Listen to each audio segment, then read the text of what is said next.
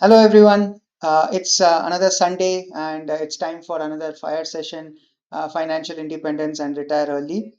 So today's session, I'm going to talk about the prerequisites that you need to check box before you even start thinking about your financial independence and retire early journey, right? So here are the five things that you should think and knock off before you start planning for your fire. Number one, the secret is becoming debt free. So you have at different stages in our life we do take debt. That's what happens. We can't get over it. So the idea here is basically to start knocking off your debts based on two criterias, right? Number one, what is the interest that you're paying, and number two, what's the is there any benefit out of that you derive out of the debt that you're taking.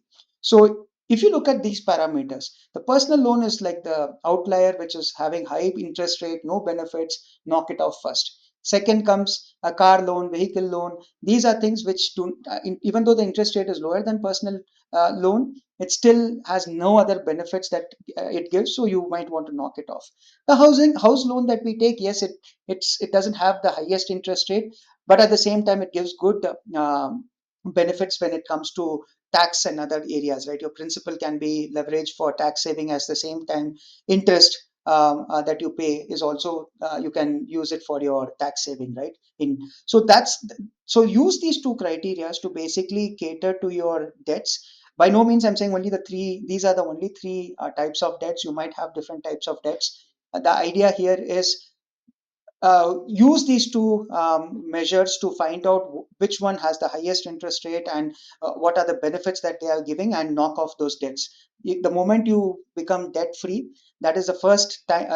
I mean that is the time you can actually sit back and think how you can plan for your financial independence and retire early. The second, I think this has been spoken a lot.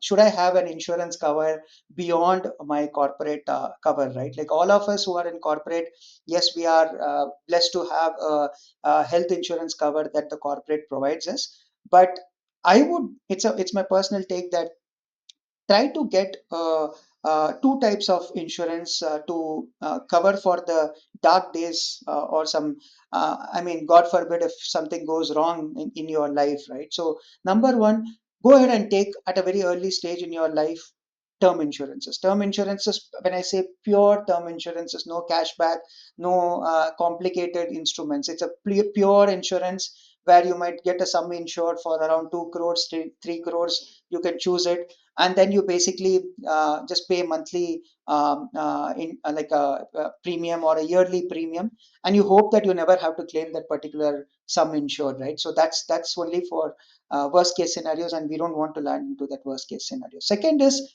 health insurance. Even though we have cover with corporate, you will not have a cover if you want to retire early and leave corporate, right? And at 45, let's say if you want to retire, it's going to be practically that much more tougher for you to go into the market and get a insurance cover, which is going to be, the premiums are going to be substantially higher, and the eligibility criteria might also get tougher and tougher as you go deeper into your lifespan, right? So the sooner you get into a particular insurance, health insurance, it's better for you. Insurances are the premiums are less, your eligibility criteria are very are met, and you'll get it easy, and you don't need to spend you don't need to really worry about the waiting period that most of the insurances have. Also, you can use a dual combination of health insurance. You take for a base plan, which is like say for 50 lakhs. That's like the costliest investment for you from a premium standpoint, and you can always top it up with another insurance which is over and above this 50 lakhs. Like you could even go for another 1.5 crores or anything, and that you'll be surprised to know that that additional 1.5 crores is very cheap, because you are showing that the first 50 lakhs you're not going to claim. So that's the reason you get a very cheap insurance, which is a top up insurance. So blend them together, get in early so that you have no pressure when you are retiring of what will happen to my health insurance that I was previously covered by my corporate.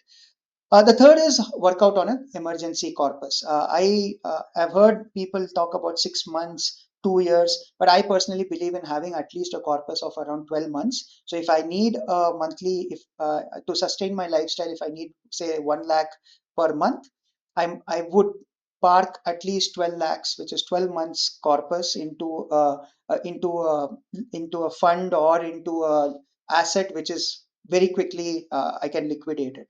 So that's the emergency corpus that I would lock just for those days when we need them immediately. The fourth is a more not from it's more of a concept, and I think all of us who aspire to get into fire needs to understand this. It's called as pay yourself first. So uh, your budgeting or your monthly budgeting should not be ideally on the entire earning that you are basically having, right? Like example, let me take a minute to give an example and help you understand what I'm talking about. Example, you earn 100 rupees and it lands into your savings account as a salary. That 100 rupees, if you start paying people your rent, your other services, and you basically are left with, let's say, 20 rupees, and you that's when you start thinking, okay, what should I do with my 20 rupees for financial planning, etc., investments. That's not the good way to uh, uh, look it from the investment angle, because you are paying everyone in the world first, and then what is left is what you are planning to live your future or build your future on.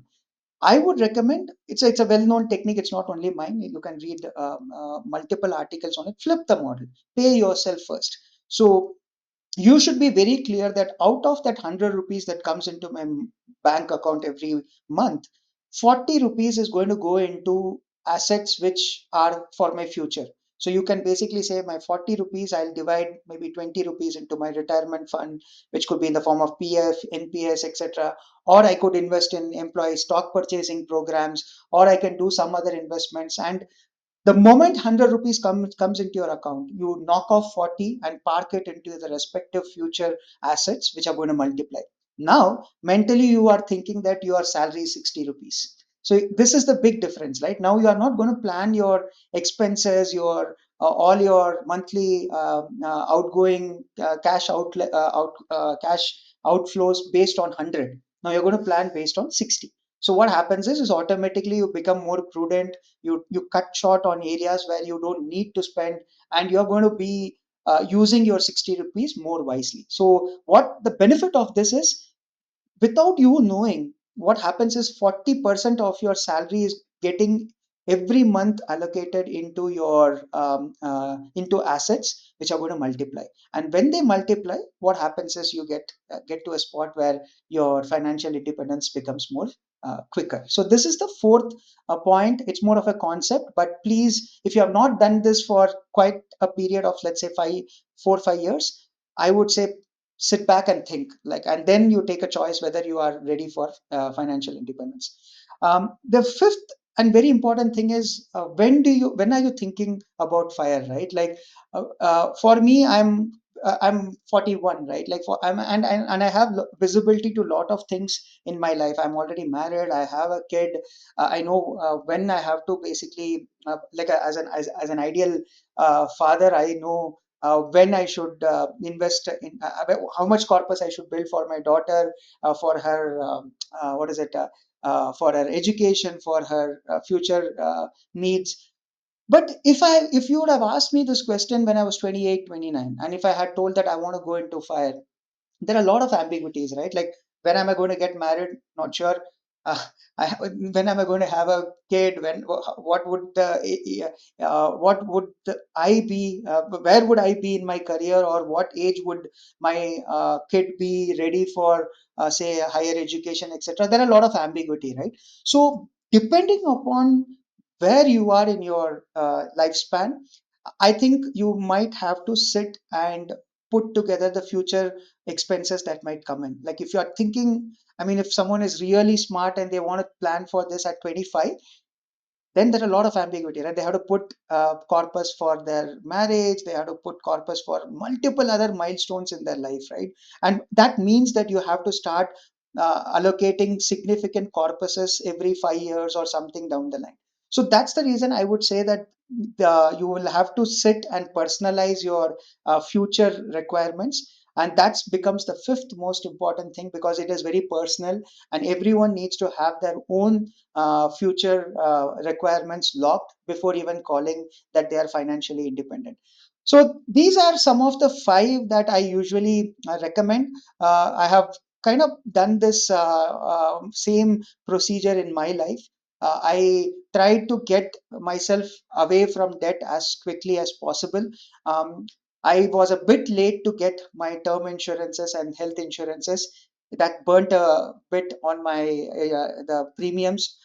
Thanks to my wife, finally I got it in my late 30s. But I think you should get it earlier, because that, as I said, the premiums are significantly lower. I've built my corpus, which is very important, and I follow the rule of pay myself very, very consciously, so judiciously. I try to budget my monthly expenses in a way that it is on that 60 rupees after paying myself that 40 rupees. So try this out. I think let me know if there are any other tricks or any other aspects that you follow and that needs to be called out. Happy to hear your ideas, but hopefully these 5 points are helping you, and you can leverage them when you are planning for your financial independence. Have a nice day, and hopefully see you all in another session next week. Stay safe. Thank you. Bye.